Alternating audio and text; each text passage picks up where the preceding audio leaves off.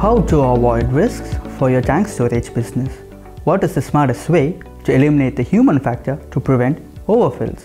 How to comply with the liquid storage legal regulations for overfill prevention?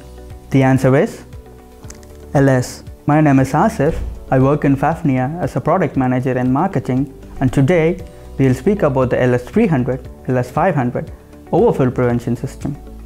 LS300 is a sensor that is installed in the tank and works based on a PTC principle.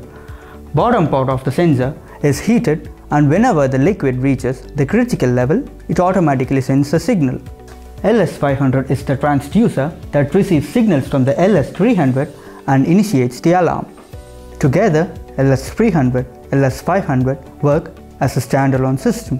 That means it can be installed extremely fast. Moreover, LS has the internal self-testing mechanism that will indicate when the sensor is out of order. Some of our customers use LS for more than 15 years without any maintenance. Now, let's see how the system works. I will simulate the overfill that might happen on your object.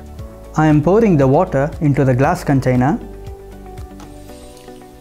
and when the water level reaches the sensor, it triggers the transducer and the system will give an alarm.